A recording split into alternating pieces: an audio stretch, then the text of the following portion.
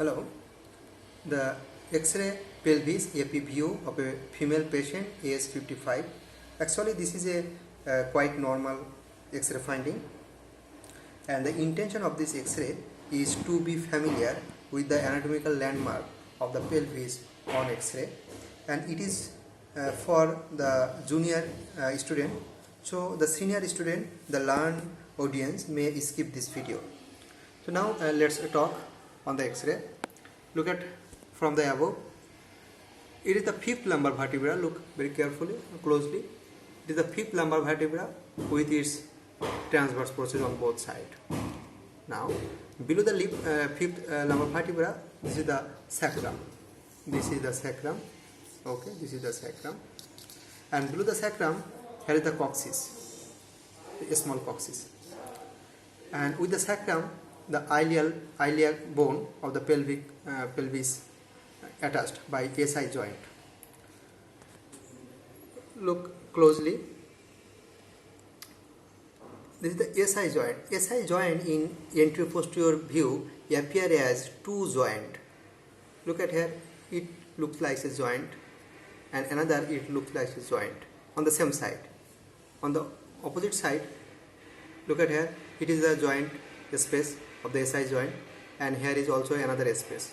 Actually, in SI joint, the SI joint in anteroposterior view appears as the two joint space. That's because the anatomical position of the SI joint is obliquely placed, and in case of AP view of X-ray pelvis, the ray goes at a right angle, like this, right angle.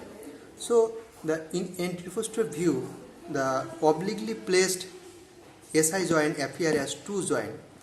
For better resolution or better understanding, the SI joint should be taken obliquely.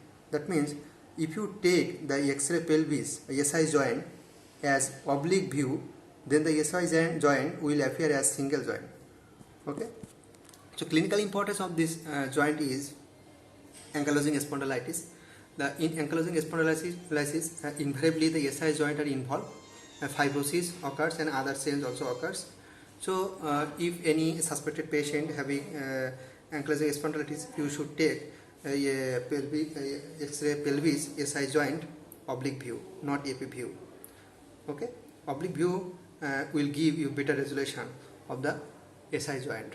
And if it is not conclusive, if it is inconclusive, you should go for MRI of pelvis for the diagnosis of early case of ankylosing spondylitis. Okay. Now, it's the iliac part of the pelvic bone, and then it is the symphysis pubis and the pubic ramus. This is the pubic ramus above. Now, this is the femur. This is the femur. Look carefully, closely. This is the hip joint bilaterally. This is the hip joint. Okay. So it is the head of the femur. This is the narrow neck, head below the head. This is the neck, the short neck, of course. Okay. And this is the shaft, and here this is the trochanter, lesser trochanter and greater trochanter. Okay. And numerous important muscles are attached here. Another soft part, and we are talking on the hard part, that is the bony part. So trochanter, neck, head. The importance of the neck, head and this part is the fracture. The fracture of the neck of the femur appear as the neck becomes short, very short, and sometimes the X-ray appear as the fracture of the head, that is called osteonecrosis.